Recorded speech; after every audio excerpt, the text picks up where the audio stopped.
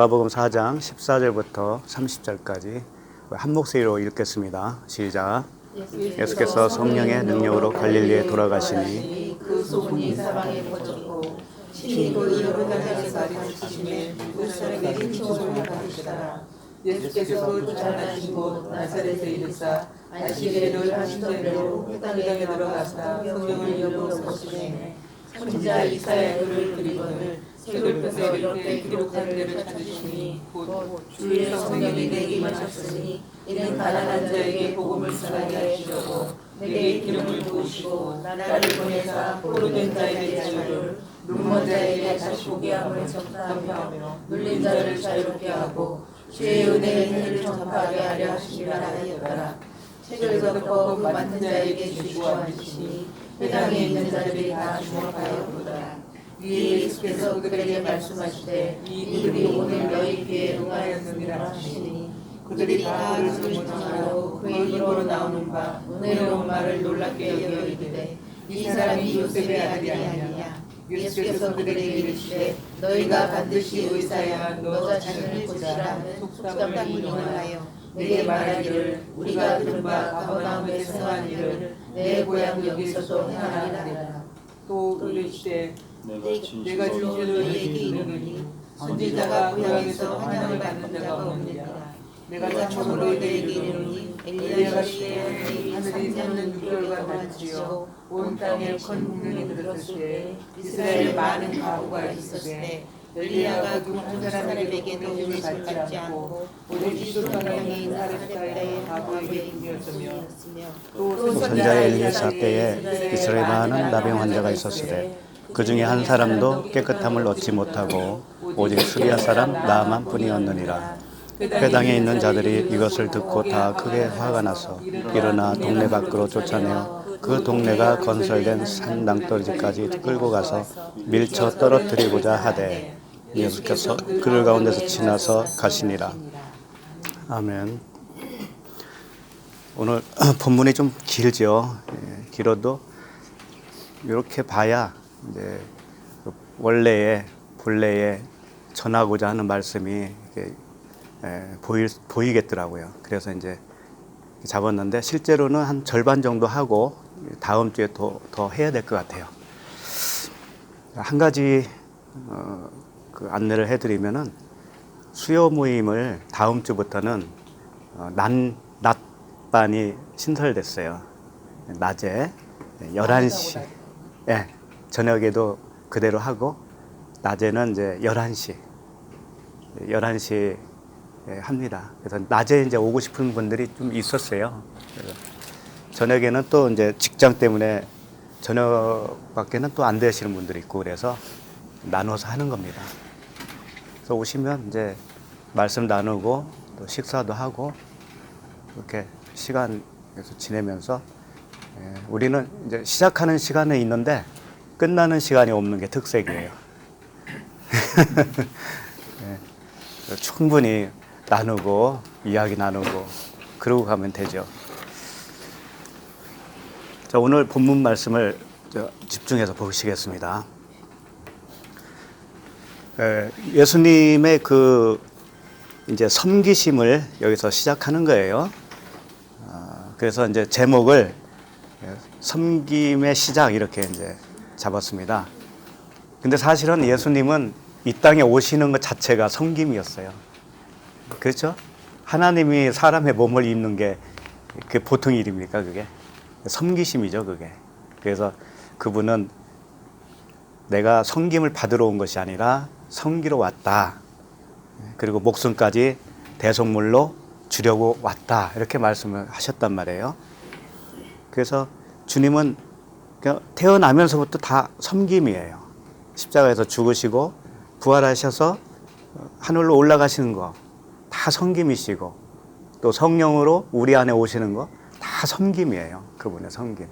우리는 그분의 섬김만 받고 사는 거예요, 사실은. 그래서 오늘 말씀도 이제 섬겨주시는 말씀이에요. 순서가 어떻게 되냐면 세례 요한의 세례를 받고 그 다음에 마귀의 시험을 받으시고 그 다음 이제 오늘 본문 말씀이 시작되는 거예요. 일단은 좀 큰 숲을 한번 봤으면 좋겠어요. 오늘 이 말씀을. 다시 한번 볼 테니까 잘 한번 무슨 뜻인지 파악을 좀 해보세요. 4장 14절에 보면 예수께서 성령의 능력으로 갈릴리에 돌아가시니 그 소문이 사방에 퍼졌고, 여기서 이제 성령의 능력으로 갈릴리에 돌아가셨다고 하니까 어떤 상상을 하게 되죠? 이 앞에까지는 마귀의 시험을 당했거든요. 광야로 가셔서. 근데 성령의 능력으로 갈릴리에 가셨으니까 어떤 상상을 하게 되냐면 마치 성령의 능력으로 순간 이동을 했다든지 또 축지법 같이 순간적으로 갔다든지 그렇게 이게 보기가 쉬워요. 근데 이제 그런 건 아니고요. 성령의 능력이라고 그래요. 의로라고 그랬는데 이게 N이더라고요. N. 그러니까 성령의 능력 안에서 이렇게 하면 좋죠. 친히 그 여러 회당에서 가르치심에 뭇 사람에게 칭송을 받으시더라. 근데 예수님이 어디로 가셨냐면은 갈릴리로 돌아가셨다고 그랬잖아요. 갈릴리.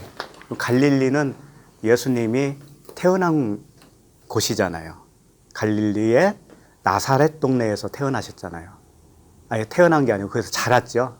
베들레헴에서 태어나고 자란 곳이죠. 그래서 거기를 고향이라고 그래. 고향. 고향에 가신 거예요. 고향에 가셨는데 갈릴리라고 하는 뜻이 뭐냐면은 갈갈이라고 아시죠? 갈날, 갈갈. 이게 회전하다. 바퀴가 회전하는 거 그런 거예요. 그래서 길갈도 거기서 나왔어요. 그래서 길갈이 수치가 떠나간 곳. 이스라엘 백성들이 길갈에서 수치가 떠나갔다 그래요. 그러니까 이 갈릴리라고 하는 이 동네 상징은 뭐냐면은 여기가 회복돼야 할 땅, 성령이 운행하는 땅, 그런 의미를 가지고 있어요. 그래서 갈릴리의 촌동네에서 제자들을 불러요. 그리고 나중에 부활하셔서 갈릴리에서 또 제자들을 불러요. 제자들 만나요. 아시죠? 갈릴리 해변에서 요한하고 이렇게 대답을 하죠. 베드로하고 대화도 하고 그러잖아요. 네가 나를 사랑하느냐 이러면서. 그래서 이 갈릴리는 어떤 의미가 있는 거예요. 갈릴리로 가셨어요. 근데 15절 보면 회당에서 가르치셨을 때 무사람들에게 칭송을 받았어요. 가르칠 때. 그러니까 이제 주님이 갈릴리를 오셨을 때 이 회당에서 가르치시고 칭송을 받고 그랬잖아요. 그러니까 이게 사방으로 소문이 퍼졌어요. 소문이. 그러니까 우리들의 구원의 여정을 보면은요, 제일 먼저 소문을 들어요. 소문. 우리 각자 생각해 보면은 소문을 듣는다는 게 뭐냐면은 복음의 소식을 듣는 거예요. 율법 아래에서 있을 때는 전혀 깨닫지 못하다가 어떤 소문을 들어요. 이게 진짜 복음이 아니야 라고 하는 소문을 들어요. 소문. 그게 먼저예요. 그 소문이 나오는 데가 곧 갈릴리라는 거죠. 갈릴리에서 회당에서 가르치니까 칭송을 받았어요. 그리고 안식일에는 어디로 가셨냐면은 나사렛, 자기 태어난 곳, 자란 곳, 고향 나사렛에 가셨어요. 16절이죠. 나사렛. 이 안식일에 늘 하시던 대로 회당에서 들어가서 성경을 읽으려고 서심해 선지자 이사야의 글을 드리거늘 책을 펴서 이렇게 기록한 데를 찾으시니. 그러니까 나사렛 동네에 들어가셔서 회당에서 이제 말씀을 전하는 겁니다. 주님이. 근데 여기서 잘 보셔야 돼요. 뭐냐면은 나사렛에 있는 회당에 가서는 다른 행동을 하신다고요. 다른 행동. 15절까지는 회당에서 그냥 가르치셨다라고만 짧게 나오는데 이제 나사렛 안에 있는 그 회당에서는 성경을 이렇게 피워서 읽으셔요. 17절 보면 선지자 이사야의 글을 드리거늘 책을 펴서 이렇게 기록된 데를 찾으시니 하면서 쭉 말씀을 읽으셔요. 그 읽은 내용이 18절이잖아요. 18절 가난한 자에게 복음을 전하고 포로된 자에게 자유를 눈먼 자에게 다시 보게 함을 이렇게 적혀 있다라는 거죠. 그걸 쭉 읽으셔요. 그리고 나서 어떤 말씀을 하셨냐면은 21절 보세요. 이에 예수께서 그들에게 말씀하시되 이 글이 오늘 너희 귀에 응하였느니라 하시는 거예요. 다시 말해서 이사야의 글을 읽었는데 그 읽은 내용대로 너희들에게 귀에 지금 들렸다. 알아들었다 이거예요. 알아들었다. 그게 무슨 뜻인지 그 내용의 이면적인 뜻을 알아들었다. 이런 뜻이에요. 그런데 알아들었어요, 이제. 22절. 그들이 다 그를 증언하고 그 입으로 나오는 바 은혜로운 말을 놀랍게 여겨요, 이 사람들이. 놀랍게 여겨요. 근데 재미있는 것은 그 은혜로운 말을 놀랍게 여겼어요. 그분들이 깨달았잖아요. 그런데 엉뚱한 소리를 하는 거예요. 아, 이 사람이 요셉의 아들이 아니냐? 이런 말을 하는 거예요. 이게 무슨 뜻일까요? 복음을 이 사람들이 깨달았잖아요. 깨달았는데 깨닫고 나온 첫 마디가 뭐냐면 이 예수님을 갖다가 아, 이분이 요셉의 아들 아니냐? 이랬다는 거죠. 그럼 이건 뭐예요, 이게? 어쩌다는 거죠?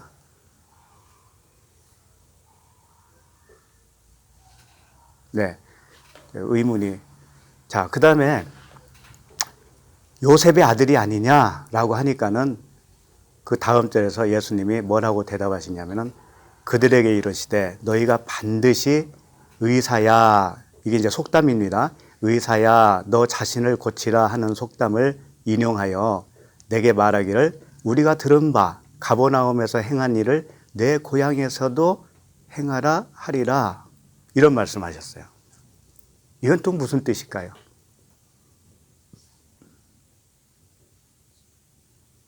도대체 주님과 회당에서 이 듣는 무리들과 대화가 전혀 엉뚱해요. 보면은 이게. 그래서 인간의 육적인 생각으로는 도저히 이게 무슨 얘기인지를 깨달을 수가 없어요. 깨달을 수가 없어요. 가버나움에서 행한 일을 내 고향 여기에서도 행하라 하니라. 그럼 가버나움에서 행한 게 뭐냔 말이에요. 또 그걸 찾아봐야 되겠죠. 또. 예, 그리고 24절 이르시되 내가 진실로 너에게 이르노니 선지자가 고향에서는 환영을 받는 자가 없느니라. 이 말씀 많이 들어보셨죠? 이게 무슨 뜻이에요? 선지자가 고향에서는 환영을 받는 자가 없다. 이게 무슨 뜻이에요? 예를 들면 우리 오늘날 같으면은 이런 걸 수도 있죠. 목회자가 돼가지고 몇십 년 만에 고향에 갔더니 고향에서 푸대접을 해. 그런 뜻인가 이게? 그런 뜻으로 우리가 알았어요, 사실은. 고향에서는 존경을 못 받아. 왜? 아니 저 친구가 옛날에 빨가벗고 몇 감고 막 썰매 타고 싸우고 막 그랬던 친구인데 저 친구가 목사 돼가지고 왔다고? 이런다니까. 그런 이야기처럼 들린단 말이에요, 이게. 근데 하나님이, 야, 고향에서는 환영 못 받으니까 또 마음 상하지 마. 그런 말로 여기다 적어 놨겠느냐, 이거예요.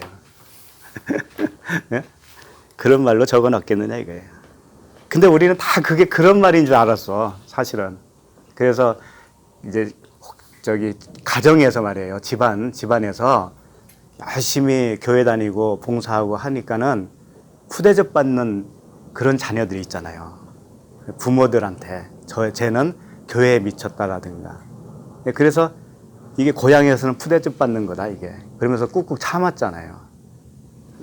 근데 이 말씀을 그렇게 붙든다니까요. 이 말씀을.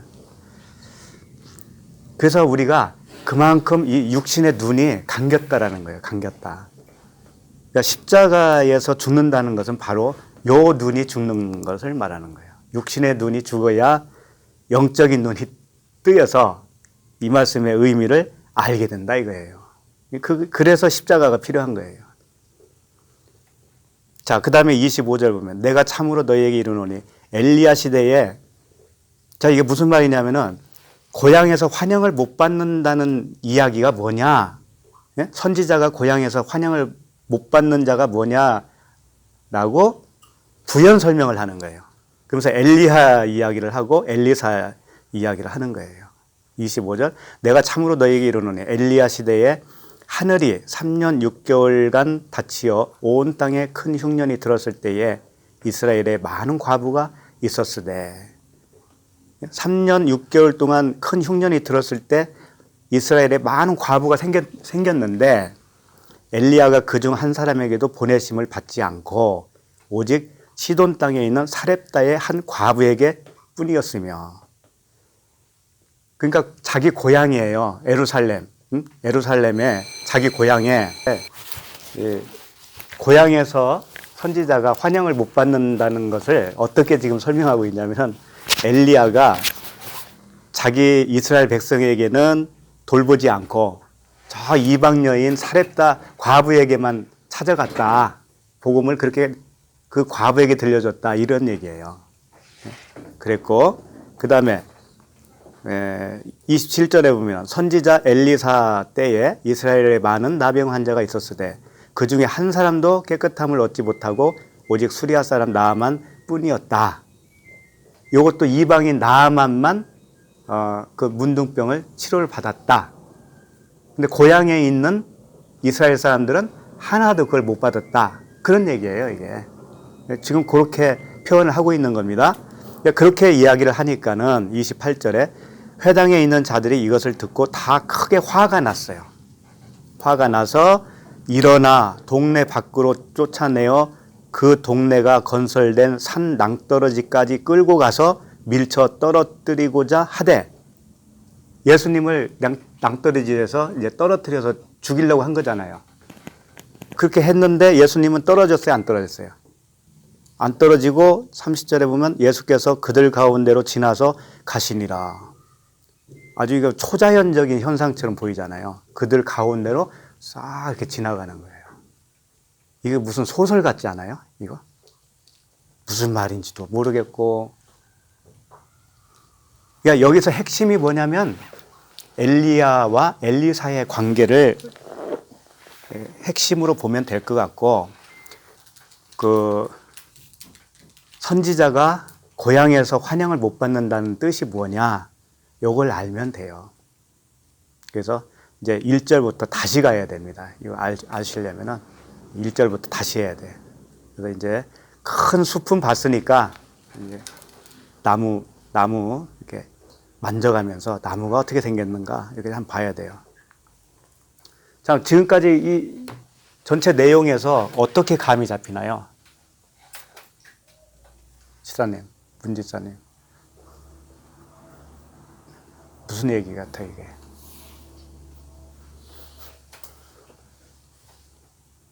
알았던 분도 다 꺼냈어요. 응? 알았었구나. 몰랐었을 것 같아요.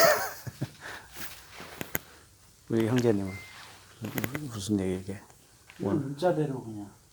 문자대로는 네, 이해가 가죠. 스토리만 그냥. 스토리는 금방 이해가 가죠. 어쨌든. 그래서 일단은 이제 14절을 봅시다. 14절. 자, 우리 또 졸리면 안 되니까 한 절 같이 읽을까요? 시작. 예수께서 성령의 능력으로 갈릴리에 돌아가시니 그 소문이 사방에 퍼졌고, 아까 말씀드린 대로 성령의 능력이 아니고, 능력으로가 아니고 능력 안에서 능력을 입고 뭐 이렇게 되겠죠. 소문이 사방에 퍼졌다. 우리들에게, 나에게 있어서 이 복음의 소식이 이제 전해진 겁니다. 전해졌어요. 그거 자체가 구원은 아니잖아요. 그렇죠? 15절 보시면 친히 그 여러 회당에서 가르치심에 뭇 사람에게 칭송을 받으시더라. 자, 여기서 가르친다는 말씀이 나와요. 주님이 최초로 이제 가르친다라고 하는 단어가 나옵니다. 그런데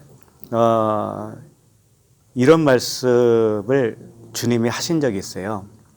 무슨 말씀이냐면은 고린도 후서를 봐야 되겠다. 고린도 후서 1장 13절부터 좀 몇 절을 봐야 될 것 같아요. 이걸 알기 위해서 가르친다고 하는 게 무언가. 고린도 후서 1장 13절을 한번 펴보실래요? 오직 너희가 읽고 아는 것 외에 우리가 다른 것을 쓰지 아니하노니 너희가 완전히 알기를 내가 바라는 것은. 바울이 뭐라고 하냐면은 고린도 교회 교인들에게 우리가 다른 것을 쓰지 않는다 이거예요. 전에 알려준 것을 다시 쓴다 그런 뜻이에요. 고린도 후서잖아요. 고린도 전서에 이미 써서 너희에게 알려준 것을 다시 써서 알려준다 이거예요. 그런데 그렇게 하는 이유는 뭐예요? 너희가 완전히 알기를 내가 바라는 것은, 완전히 알기를 바라는 거예요. 지금 여기서 무엇을 말하려고 하냐면 첫 번째와 두 번째가 있다라는 거죠. 무슨 뜻인지 감 잡히죠? 세례 요한의 물 세례와 그리스도의 불 세례가 있듯이 두 번이 있단 말이에요. 배우는 것도 두 번 있다 이거예요. 그 첫 번째가 뭐냐면 가르침을 받는 거예요. 가르침. 첫 번째가. 그러니까 우리가 복음에 눈을 뜨는 거 있잖아요. 그게 첫 번째 가르침이에요. 그걸 지금 말하고 있는 거거든요. 자, 1장 14절 계속 읽어요. 너희가 우리를 부분적으로 알았으나, 그러니까 첫 번째 알려줬을 때는 부분적으로 아는 거라는 거예요. 이게 우리 오늘 본문과 무슨 상관이 있냐면은 엘리야와 엘리사의 관계를 설명하기 위해서 그런 거예요. 엘리야는 첫 번째 가르침이라면 엘리사는 두 번째 가르침이란 말이죠. 그걸 지금 염두에 두고 들으시면 좋아요. 14절에 너희가 우리를 부분적으로 알았으나 우리 주 예수의 날에는, 있잖아, 우리 주 예수의 날, 이게 뭐예요? 우리 주 예수의 날에는 너희가 우리의 자랑이 되고 우리가 너희의 자랑이 되는 그것이라. 이게 마지막 엘리사의 사역에 우리가 그 가르침을 받게 되면 이렇게 된다는 거예요. 완전하게 된다는 거죠. 그걸 설명하고 있는 거예요. 15절 내가 이 확신을 가지고 너희로 두 번 은혜를 얻게 하기 위하여. 두 번 은혜가 나오죠. 두 번 은혜. 첫 번째 은혜는 율법 아래에서 깨어나는 거예요. 율법 아래에서 포로된 자가 율법 아래에서 풀려나는 걸 첫 번째 은혜예요. 두 번째 은혜는 이제 말씀으로 생명이 채워져 가는 거예요. 그게 성령 세례예요. 그게 성령 세례. 그러니까 두 번째는 항상 명하는 거예요. 말씀으로 하는 거예요. 첫 번째는 뭐냐면 바위를 쳐서 깨트리는 거잖아요. 십자가에 우리를 죽이는 거라고요. 죽이는 역할을 누가 했어요? 엘리야가 했다 이거예요. 엘리야가. 그래서 엘리야는 바알 선지자를 몇 명 죽였냐면은 몇 명 죽였죠? 450명인가. 또 아세라 선지자를 400명 죽이고 해서 850명의 선지자를 죽였어요. 엘리야가. 그러니까 엘리야는 죽이는 역할을 해. 좌우지간. 어디 가든지 죽여. 그게 율법의 기능이잖아요. 너 죄인 맞지? 이렇게 하는, 우리를 정죄시키는 역할. 그렇게 해서 네, 죄인 맞습니다. 이 항복을 받아내는 말씀이 엘리야적인 말씀이다 이거예요. 그게 첫 번째 은혜고 엘리사는 이제 살려주는 거예요. 살려서 장성한 분량이 이르게 해주는 역할을, 그게 그리스도의 역할이다. 성령의 역할이다. 두 번 은혜를 얻기 위하여 먼저 너희에게 이르렀다가 16절 너희를 지나 마게도냐로 갔다가 다시 마게도냐에서 너희에게 가서, 여기도 두 번 나오죠. 처음에 너희를 지나 그러잖아. 너희를 지나. 그 다음에 마게도냐로 갔다가 다시 마게도냐에서 너희에게로 가서. 그러니까 너희에게 두 번 간 거예요. 가서 너희의 도움으로 유대로 가기를 계획하였으니 이렇게 계획할 때에 어찌 경솔히 하였으리요. 혹 계획하기를 육체를 따라 계획하여 예예 하면서 아니라 아니라 하는 일이 내게 있겠느냐. 이건 뭐냐면은 이게 두 번 가는 게 인간의 계획으로 한 게 아니다라고 하는 거예요. 응? 인간의 계획으로 하면서 예예 아니다 아니라 했겠느냐. 그러니까 이것은 하나님이 정하신 것이다. 이 두 번은 첫째 물세례와 불세례는 하나님이 정하신 거야. 그걸 말씀하는 거죠. 18절 하나님은 미쁘시니라 우리가 너희에게 한 말은 예하고 아니라 함이 없노라. 자, 이게 무슨 말씀이냐면은 하나님은 미쁘시다. 믿음이시다 이거예요. 근데 너에게 한 말은 예만 된다 이거예요. 예만 된다. 이게 무슨 뜻이냐면은 첫 번째는 예, 아니다, 아니다가 되는 거예요. 왜 그러냐면 가르치는 건 뭐냐면은 복음과 율법을 두 가지로 가르쳐야 되는 거예요. 우리에게 처음에는 그래요. 이건 겉이고 이건 아니야 라고 하는 것을 지속적으로 가르쳐 주는 거예요. 율법은 뭐고 복음은 뭐고 이걸 다 가르쳐 줘야 돼요. 처음에는 그래요. 그런데 나중에 두 번째 가르침 때는 뭐냐면 그때는 안에 있는 것만 가르친다 이거예요. 안에 있는 거. 복음만 가르치는데 그걸 다 알아듣는 거예요. 예 되는 거예요. 그때는 예. 그런데 이것은 예가 될 때는 내 안에서 되는 거예요. 내 안에서. 그러니까 가르침과 내가 뭘 말씀드리려고 하느냐면은 가르침과 전파가 있어요. 가르침과 전도가 있어요. 그러니까 주님이 항상 따라다니는 그 수식어가 있어요. 예수님이 가르치고 전파하셨다. 가르치고 전파하셨다. 이런 말씀을 자주 해요. 그러니까 가르침은 첫 번째 은혜, 전파는 두 번째 은혜예요. 근데 가르침은 밖에서 나에게 들려주는 가르침이고 전파는 뭐냐면은 내 안에서 솟아나는 그 새김, 가슴에 마음판에 새겨진 거. 그것은 예만 되는 거예요. 예만. 그냥 그건 그리스도만 있는 거예요. 이미 율법에서 율법과 복음이 하나라는 것을 이미 알았기 때문에 하나니까 그것은 예만 되는 거예요. 그리스도만 성령만 예 되는 거예요. 이게. 그런 얘기예요 지금. 19절 우리 곧 나와 실로아누와 디모데로 말미암아 너희 가운데 전파되는 하나님의 아들 예수 그리스도는 예하고 아니라 함이 되지 아니하셨으니 그에게는 예만 되었느니라. 예만 되었다라는 게 뭐냐면 복음만 됐다 이거예요. 복음만. 그에게는. 예? 우리가 마음판에 새겨졌다는 의미가 뭐냐면 율법이 그러니까 예수가 그리스도다라고 하는 것을 온전히 깨달은 상태예요. 그러니까 복음과 율법이 하나다고 하는 것을 다 깨달은 거예요. 다 깨달은 거예요. 그것은 내 마음판에 새겨져서 예가 된 것이다 라고 이렇게 표현하는 겁니다. 그래서 20절 하나님의 약속은 얼마든지 그리스도 안에서 예가 되니 그런즉 그로 말미암아 우리가 아멘하여 하나님께 영광을 돌리게 되느니라. 자, 이렇게. 그래서 주님이 이런 말씀하셨어요. 요한복음 16장 25절이거든요.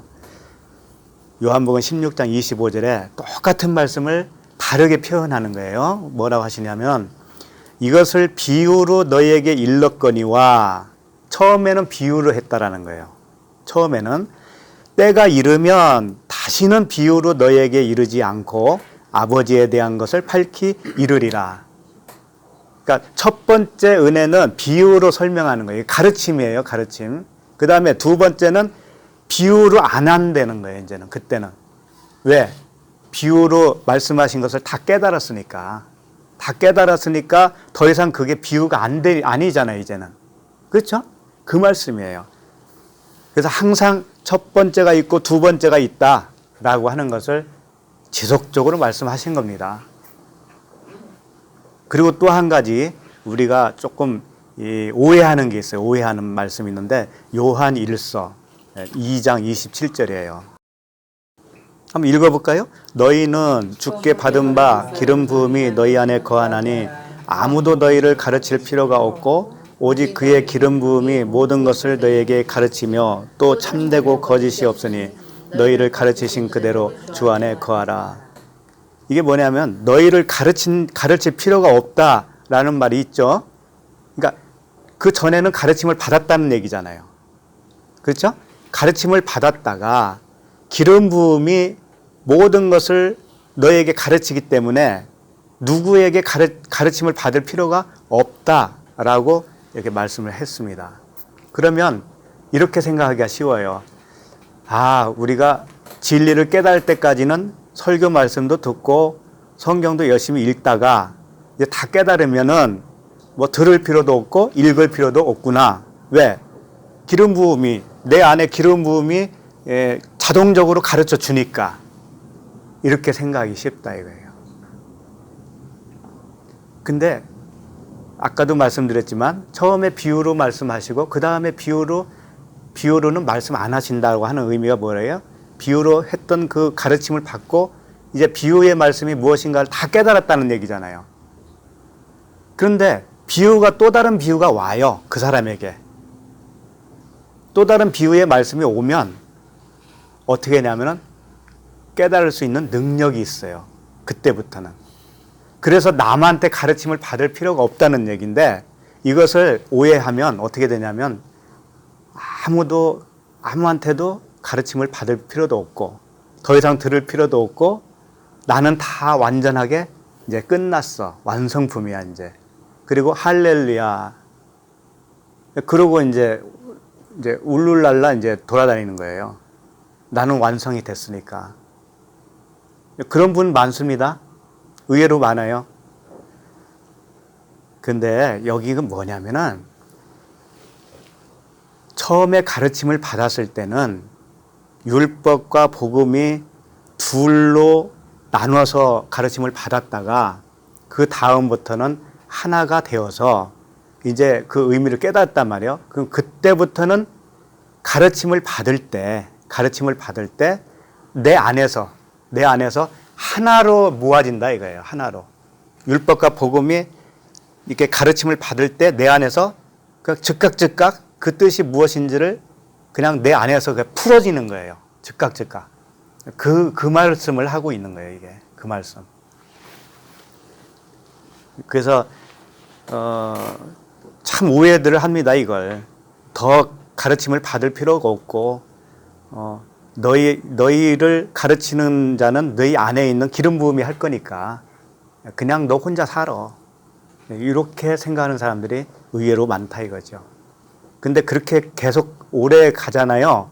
오래 지속되면은요, 그 사람 이상한 사람 돼요. 결국은. 이상한 사람 됩니다.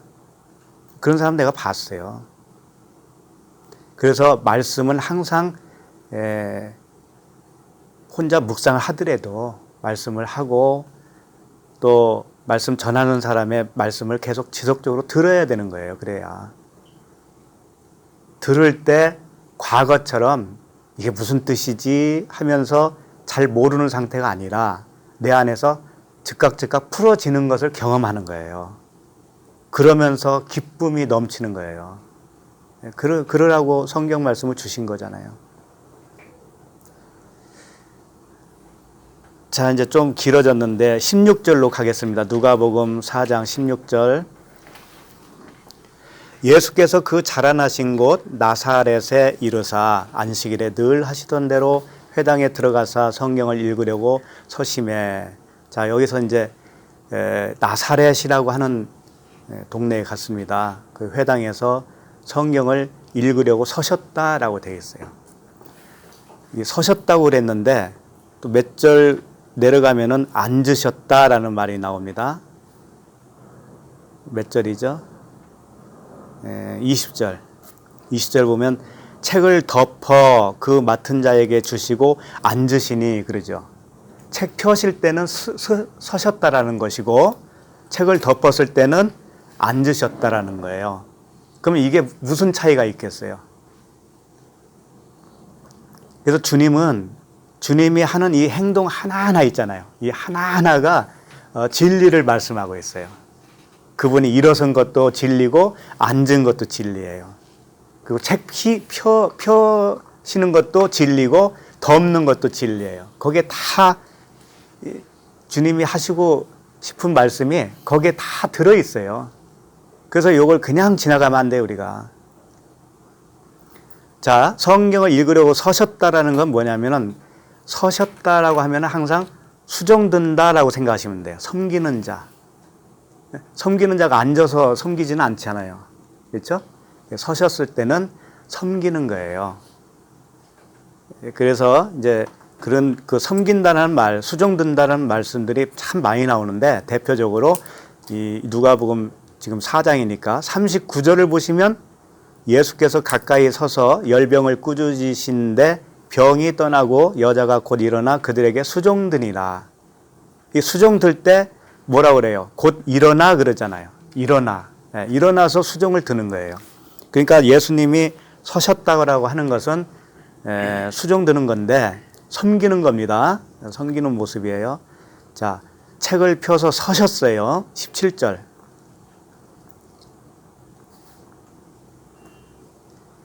17절 보시면 선지자 이사야의 글을 드리거늘 책을 펴서 이렇게 기록된 데를 찾으시니. 자, 선지자 이사야의 글을 드렸어요. 누군가가 드렸다라는 거죠. 예수님에게.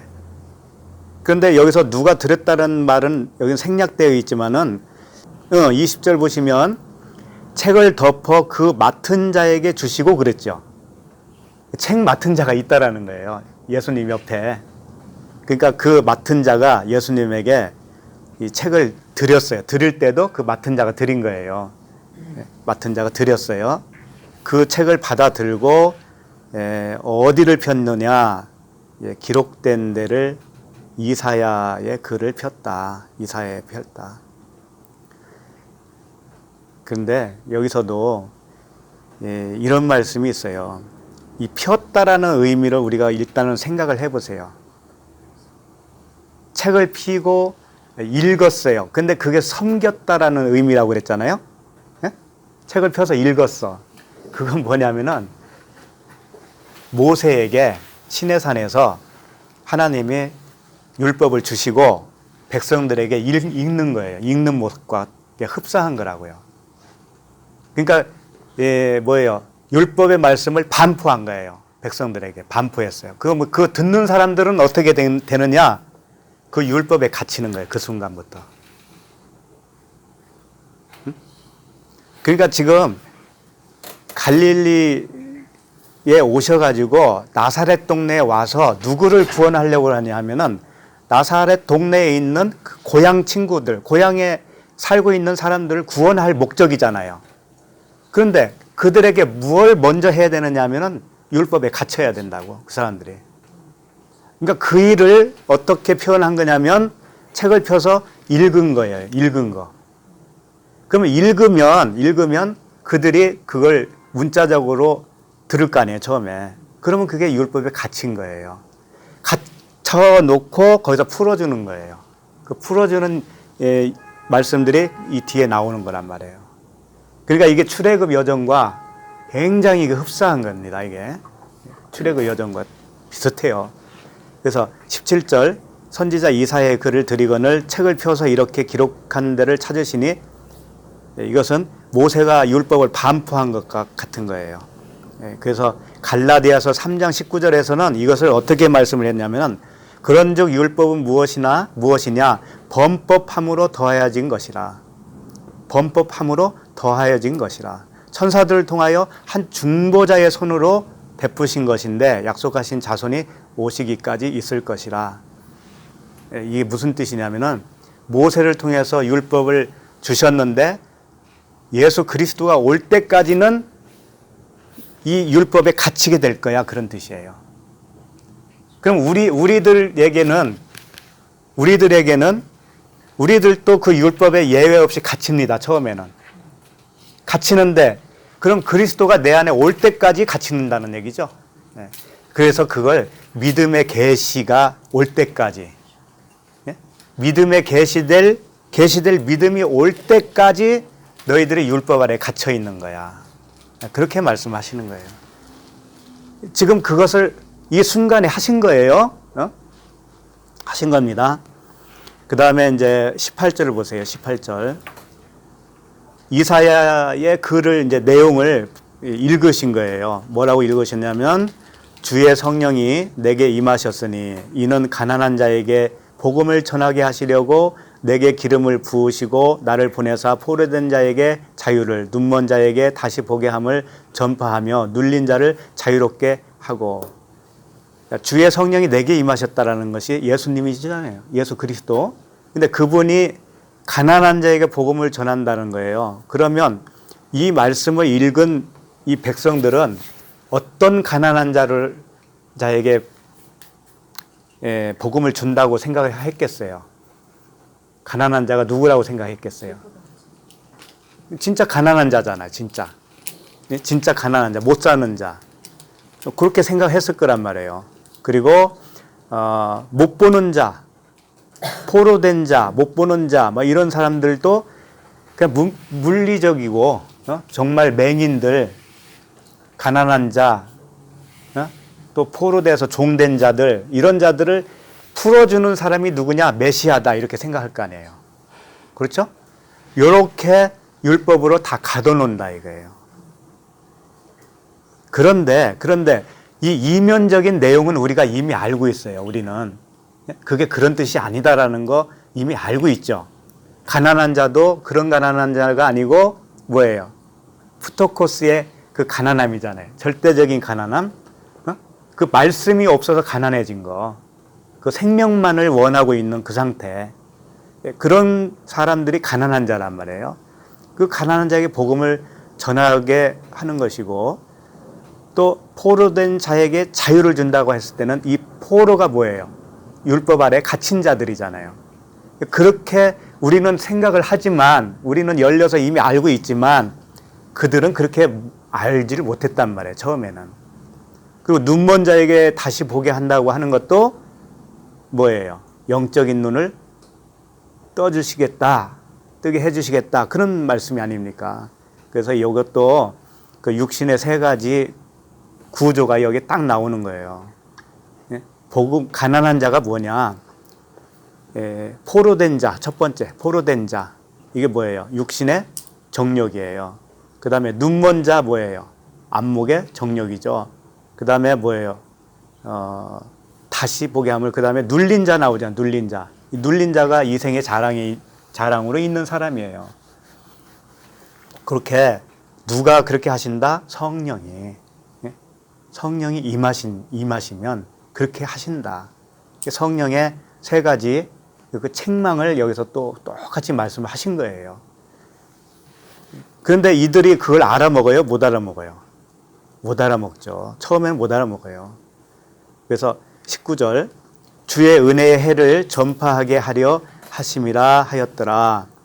자, 이렇게 해서 이 율법을 반포한 거예요. 일단은 주님이, 모세가 이스라엘 백성들에게 그 율법을 반포한 것 같이 똑같이 지금 예수님이 그걸 하셨어요. 하시고 4장 20절 보세요. 누가복음 4장 20절. 책을 덮어 그러죠. 이제 책을 덮는 거예요. 이제 책을 덮었다는 게 뭘까요? 책을 덮어 그 맡은 자에게 주시고 앉으시니, 이렇게 되어 있습니다. 이게 지금 주님이 어떤 일을 하시는 거냐면, 책을 덮었다라는 것은 그 율법의 뜻을 이 사람들이 알아먹은 거예요. 그러면 그 율법 문자가 더 이상 필요해요? 필요 없어요? 필요 없죠? 그러니까 맡은 자에게 도로 준 거예요. 책을 덮어서. 그리고 앉으셔요. 그럼 앉으시는 건 또 뭐냐 이거예요. 아까는 서서 성경책을 읽었죠? 근데 지금 앉으셔요. 책을 다 읽고 나서 덮고 맡은 자에게 주고 이제 그분이 앉으셔요. 앉으신다는 건 뭐냐면 심판입니다. 심판. 심판은 그건 뭐냐? 깨달은 것이 심판이에요. 깨달으면 심판이에요.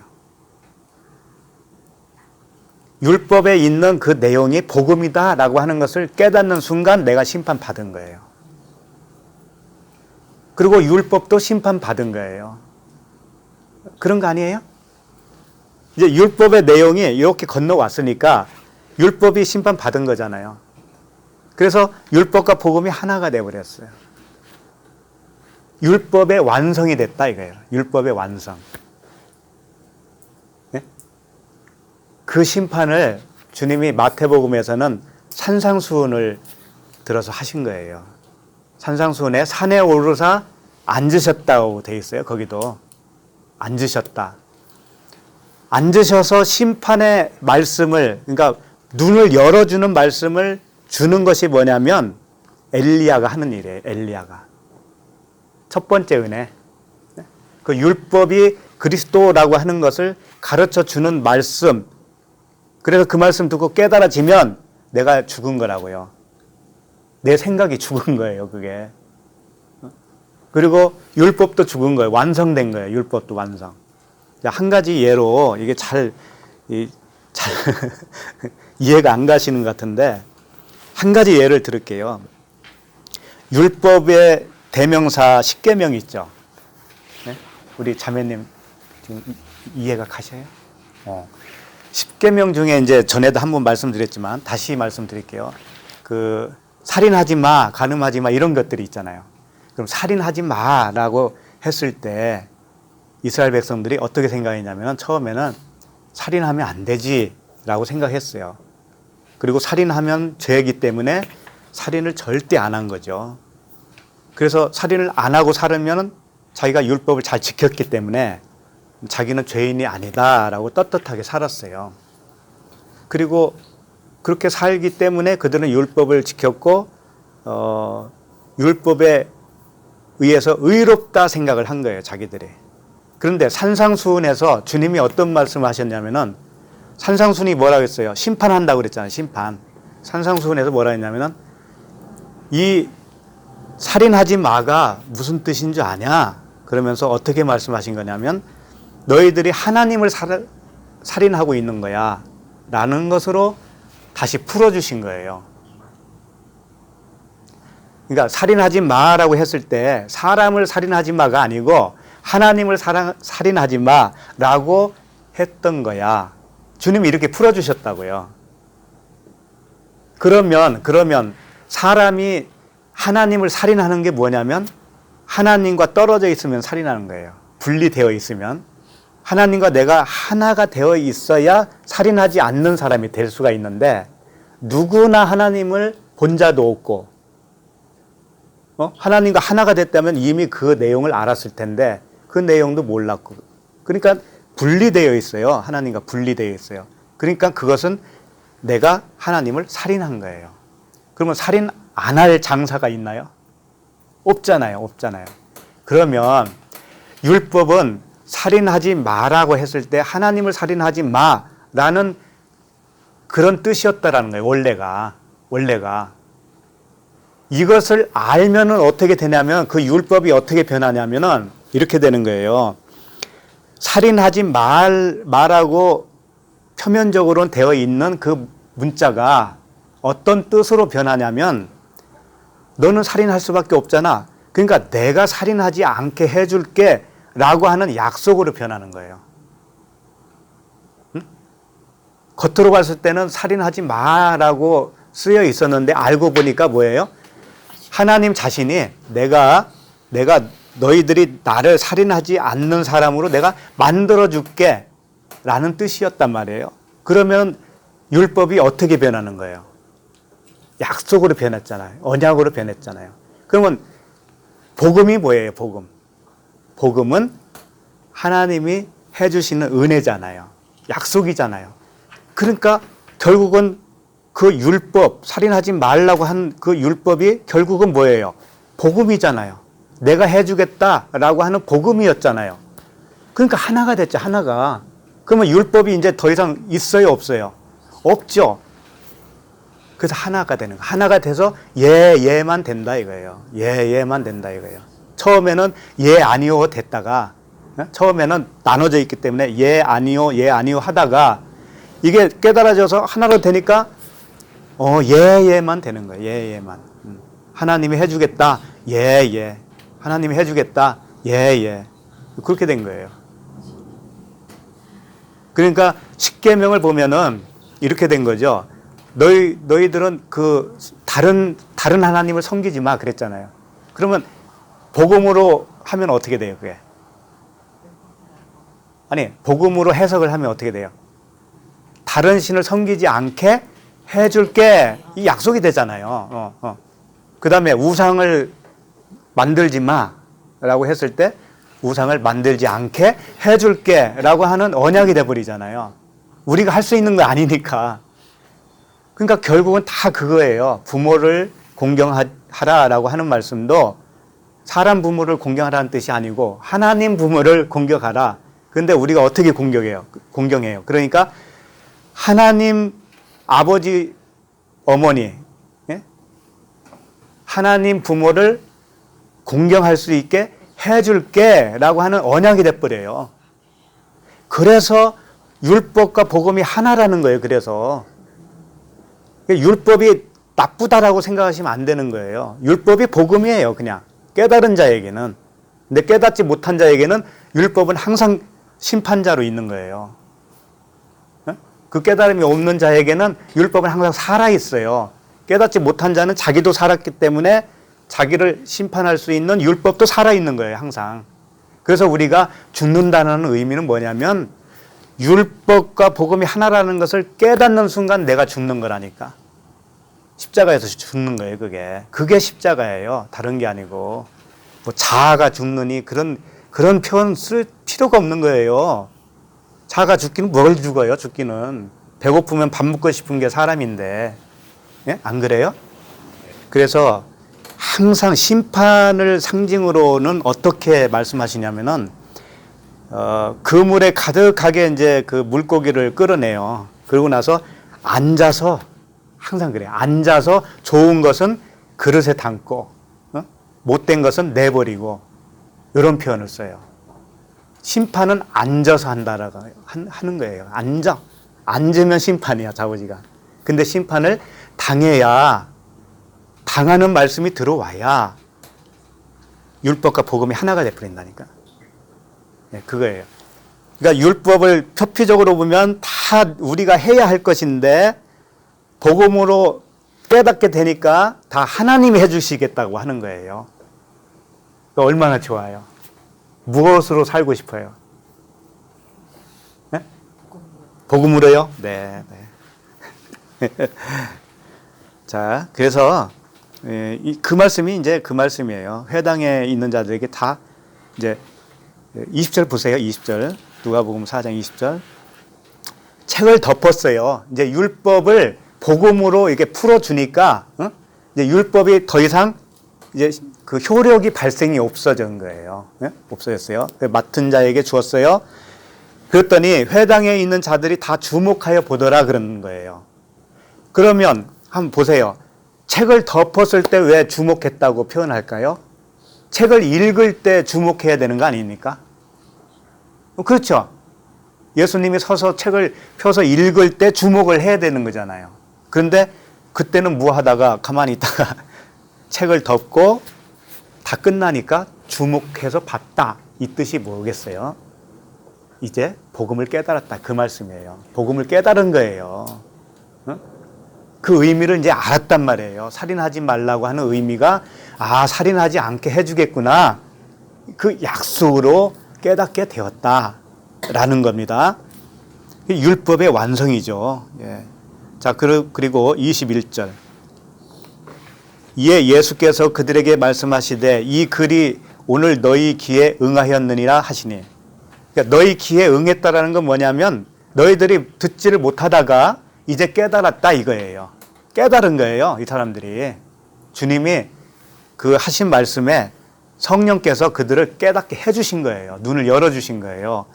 자, 그러니까 22절이 뭐라고 하냐면은 22절. 그들이 다 그를 증언하고 그 입으로 나오는 바 은혜로운 말을 놀랍게 여겼다고 하잖아요, 지금. 그렇죠? 깨달았으니까 놀랍게 여긴 거예요. 그런데 재밌잖아요. 그 다음에 이 사람이 요셉의 아들이 아니냐. 이렇게 그들이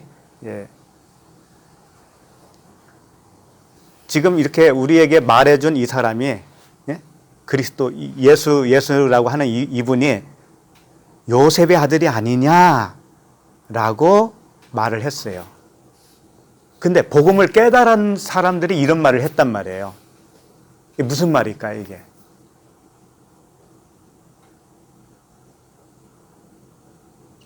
이런 뜻이에요.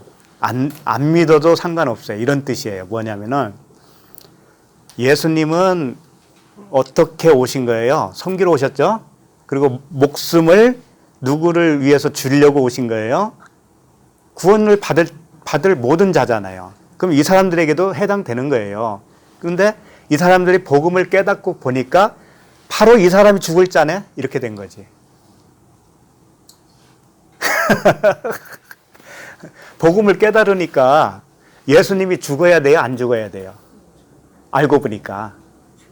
죽어야 맞잖아요. 죽어 주셔야. 베드로는 그걸 몰랐어요, 처음에. 그래서 예수님이 십자가에 죽으신다고 하니까 말렸잖아요. 그러니까 무슨 소리 들었어요? 사탄아, 내 뒤로 물러가라. 사탄이 안 되려면 어떻게 되냐면 예수님을 죽여야 된다니까. 그러니까 죽여야 되는 그 당위성을 알게 된 거죠. 이들이 알았단 말이에요.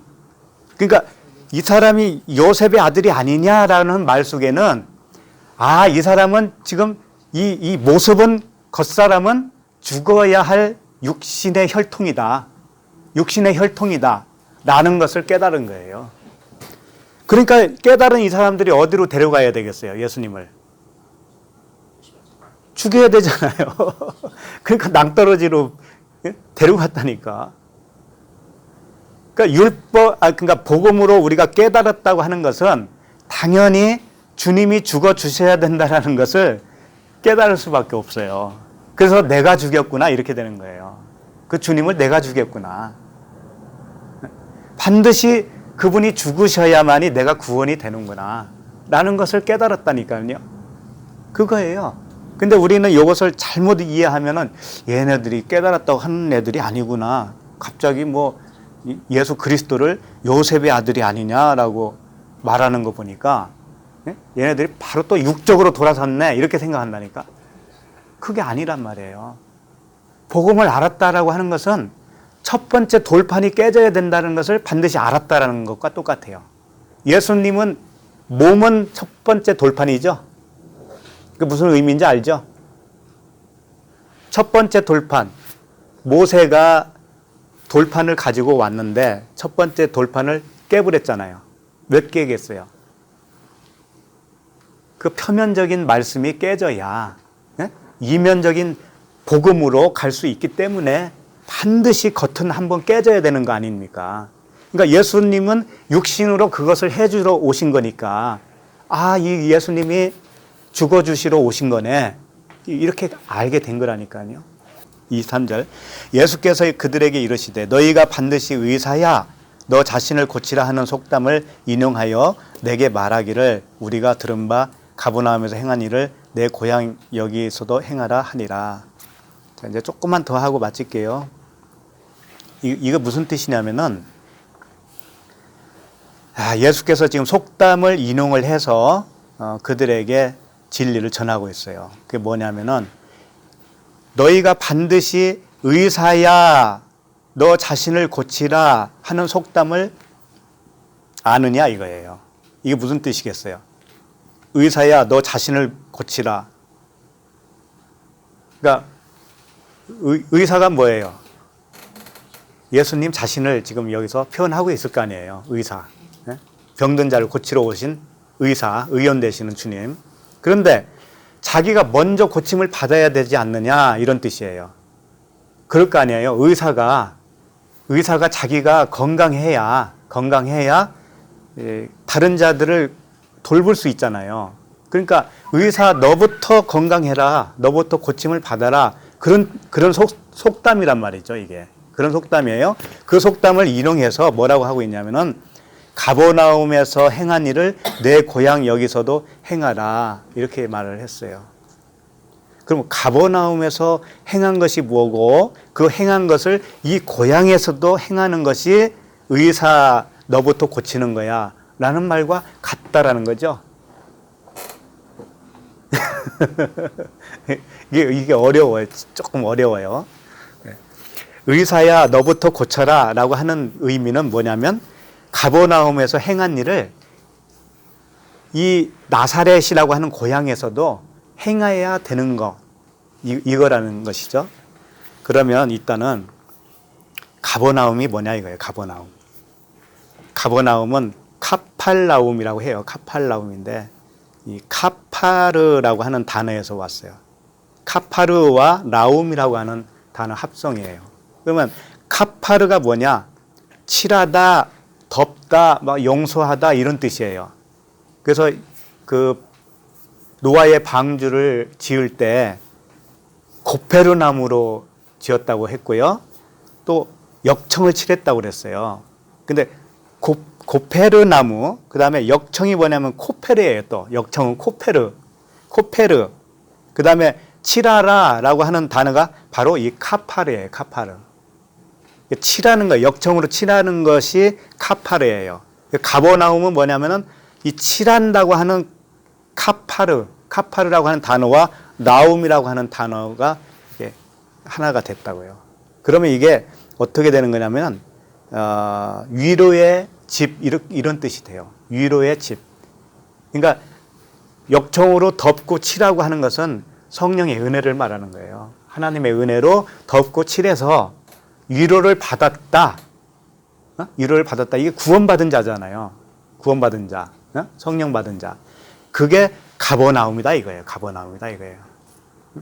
가버나움이라고 하는 동네가 그런 뜻을 가지고 있다. 위로를 받은 그런 동네다 이거예요. 그러면 왜 위로를 받았느냐? 가버나움에서. 거기서 주님이 귀신도 쫓고 병자도 고치고 그런 일을 했거든요. 그런 일을 지금 어디서 해야 되느냐 하면은 자기 고향에서도 그 일을 해야 된다 이거예요. 그러면 고향이 뭐냐면은 너 자신이고 의사예요, 의사. 예수님이 의원이라고 그랬잖아요. 예수님이 의원이라고 했죠. 예수님 자신이 태어난 곳이 어디예요? 나사렛 동네잖아요. 자기가 자란 곳이 자기의 동네가 어디예요? 나사렛이잖아요. 그럼 지금 나사렛 동네 고향을 치료하는 것이 의사가 먼저 자기를 치료하는 것과 같다라는 뜻이에요. 그러면 이게 무슨 뜻이냐면은 단도직입적으로 표현하면은 우리의 옛사람이 나에 있어서는 고향이에요, 고향. 무슨 말씀인지 알겠죠? 우리 각자가 옛사람이 있잖아요. 겉사람. 이 겉사람이 나에 있어서는 고향이라고, 고향. 주님이 태어난 곳이 나사렛이잖아요. 육신적으로 자란 곳이 고향이. 그러니까 그 육신은 겉사람이지. 그 육신은 옛사람이란 말이에요. 그러니까 우리가 옛사람 죽어야 돼요, 안 죽어야 돼요? 죽어야 되는 것이 예수님의 입장에서는 그 육체가 죽는 거잖아요. 네?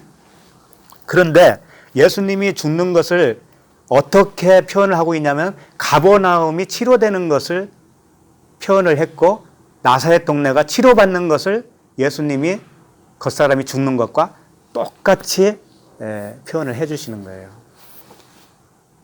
자, 다시 말해서 각자를 생각해 보세요. 나의 옛사람이 있고 겉사람이 있죠? 옛사람이 있죠? 옛사람이 처리되려면은 내 안에 누가 죽어야 돼요? 같이. 예? 예수가 죽어야 되잖아요. 예수는 율법 아래로 오신 분이잖아요. 율법. 그러니까 내가 죽는다는 것은 그 율법이 죽는 거죠. 그러면 육체 예수가 죽는 것과 똑같잖아요. 그게 고향을 치료하는 거다 이거예요. 근데 선지자들은 고향에서 환영을 못 받는다는 말이 무슨 뜻일까요? 이제 거의 다 왔잖아요. 이제 그 뜻이. 고향이 뭐라고 그랬어요? 나의 겉사람. 응? 겉사람. 그러면 선지자는 뭐냐면 복음이에요. 복음. 복음이 들어오면 내가 죽잖아요. 근데 환영을 못 받는 거야. 처음에 못 받아요. 환영을. 그러니까 그것을 엘리야를 통해서 어떻게 설명했냐면 엘리야가 그 자기 백성들 고향 이스라엘 민족을 고치려고 했는데 그 사람들이 거부를 하는 거예요. 선지자를 거부를 하는 거야. 네? 겉사람 죽기 싫다 이거예요. 그러니까 어디로 갔냐면은 사렙다 과부가 있는 이방인으로 간 거예요. 그 의미가 뭐냐면은 너희들이 과부가 이스라엘 백성들이 과부가 됐는데 이방인 과부가 되어야 치료받을 수 있다. 그런 뜻이에요. 이방인의 과부까지 되어야 치료받을 수 있다. 그런 뜻을 내포하고 있어요. 그러면 내가 겉사람이 이방인이 된다라는 것은 뭐냐면 이런 거예요. 처음에 율법을 우리가 받잖아요. 그러면 아까도 설명해 드렸지만 살인하지 마를 육적인 겉표면적인 말씀으로 받는다고요, 우리가. 그런데 엘리야가 있을 때 3년 6개월 동안 비가 안 내렸다고 그랬죠. 이 비는 성령이에요. 그러면 성령은 우리를 깨닫게 해주는 거죠. 그러면 깨닫게 해주는 비가 안 내렸다는 얘기잖아요. 그러면 어떻게 되냐면은 율법 아래에 갇힌 자가 되죠. 율법 아래에 갇힌 자로서 율법을 행하면서 살아요. 그런데 그 중에 어떤 사람은 그 율법을 못 지키는 자가 생기는 거예요. 못 지키는 자가 생겨요. 거기서. 그 겉뜻 안에서도. 그러면 그 사람이 과부예요. 율법으로는 이제 죄를 지었잖아요, 이제 율법에. 그러니까 율법한테 뭐라 그럴까? 이게 이제 죽임을 받을 수밖에 없는 그런 상태예요. 그러니까 그 율법은 남편이었는데 남편하고 이제 이혼하게 될 지경이 된 거예요. 그 상태가 뭐냐면 그냥 겉뜻으로 알고 거기에 내가 죄인이구나 하는 거, 그 수준이 이스라엘 백성들 중에 과부가 생긴 거예요. 그게 기독교의 수준이에요. 예를 들면 도둑질 하지 말아라, 간음하지 말아라, 또 뭐가 있어요? 여러 가지 있죠. 그것을 문자적으로 위배를 하잖아요. 내가 행동으로. 그걸 거스르잖아요. 그러면 내가 죄인이구나라고 생각하잖아요. 그 상태가 과부는 과부인데 구원받을 수 있는 과부가 못 된다 이거예요. 사렙다 과부 같은 존재가 되어야 된다 이거예요. 그럼 다음 주에 살펴보겠지만 그 사렙다 과부가 어떤 일을 했냐면은 나무를 주워요. 나무가 누구예요? 그리스도예요. 나무를 주스러 가 뗄까 말려고. 그러다가 떡을 만들려고 밀가루가 조금 있고 기름 조금 남았어. 그게 마지막이에요. 그거 이제 아들하고 해서 먹고 죽으려고 했다 했잖아요. 근데 그때 엘리야가 거기 도착한다고. 그래서 야 그거 가루떡 가지고 먼저 나를 좀 줘 이러는 거잖아요. 그게 아브라함이 하나님을 섬겼던 것과 같은 거예요. 그게 가루 가지고 뭘 했어요? 하나님을 섬겼잖아요. 떡 만들어 가지고 너한테 떡이 있냐 이거잖아요.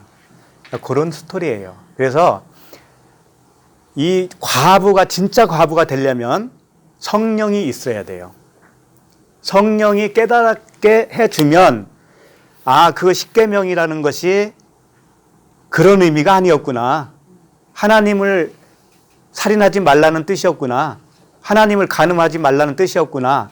그것을 우리가 할 게 아니고 하나님이 살인을 하지 않는 존재로 우리를 만들어주겠다고 하는 약속이었구나. 여기까지 깨달으면 그게 이제 참 과부가 되는 거예요. 사렙다 과부가 되는 거예요. 그러면 엘리야라는 사람이 거기서 과부를 심판하는 거예요. 심판의 도구로 그 아들이 죽어요. 그 아들이 죽는다고. 죽으니까 그 과부가 뭐라 하냐면 왜 내 죄가 생각나게 합니까? 이런다고. 거기에 맞지도 않는 말들이잖아요. 왜 내 죄가 생각나게 합니까? 그런다니까. 뭐예요? 죄가 생각났다는 거면 죄를 깨달았다는 얘기잖아요. 진짜 죄를 깨달았다. 그게 엘리야가 하는 일이다. 그럼 예수님이 지금 그 가버나움 그 자기 나사렛 동네 그 옛날 자기 고향에 와서 제일 먼저 하는 게 뭐냐면은 아까 책을 펴서 줬잖아요. 책을 읽어줬잖아요. 근데 책을 딱 덮으니까 그들이 주목을 했단 말이에요. 깨달았다는 얘기예요. 깨닫게 된 거예요. 그래서 그들은 그 깨달은 것 가지고 주님을 죽이는 거예요. 절벽으로 데려가서 죽이려고 하는 거죠. 그런데 주님은 그들 가운데로 지나가 버려요. 그 의미가 뭔지 알아요? 그들의 마음을 쪼갠 거예요. 회개했다 그런 뜻이에요. 회개했다. 그들이 회개했다. 이게 물세례란 말이에요. 이게 물세례. 응? 회개의 세례라고 그러잖아요. 요게 물세례입니다. 요 정도 돼야 물세례예요.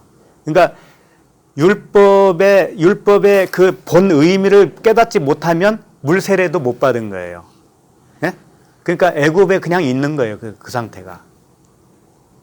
반드시 물과 성령으로 거듭나야 된다고 하는 의미가 뭐냐? 그렇게 엘리야가 심판을 한번 당하고 그 다음에 엘리사를 통해서 살아나는 거예요. 엘리사는 뭘 했냐면요, 나아만을 고쳤다고 그랬잖아요. 나아만 문둥병자라고 그랬잖아요. 그러니까 두 번째는 심판이 아니고 고쳐주는 거다. 불세례는 심판이 아니고 살려주는 거예요.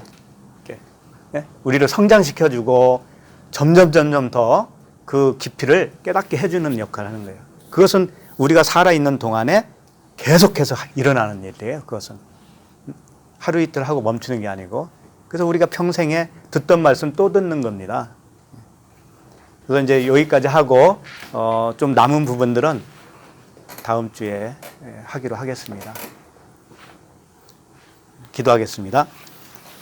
하나님 아버지, 은혜를 감사합니다. 우리 주님께서 우리를 구원하실 때에 먼저 우리를 심판하시고 그 율법이 복음이라는 사실을, 육체 예수로 오신 그 의미가 그리스도의 의미를 똑같이 포함하고 있다는 사실, 그래서 예수가 그리스도라는 사실을 우리가 깨닫게 해주심을 감사합니다. 이렇게 되어서 예만 될 수 있도록 은혜를 주시니 감사합니다. 이제 엘리야를 통해서 우리에게 더욱더 그 생명이 풍성하게 하고 더욱더 자라게 하시는 것 같이 성령께서 우리 안에 오신 그 그리스도로 말미암아 날마다 성장하고 날마다 더 깊이 우리 주님과 함께 살아갈 수 있도록 은혜 주시니 감사합니다. 우리 주 예수 그리스도 이름으로 기도합니다. 아멘.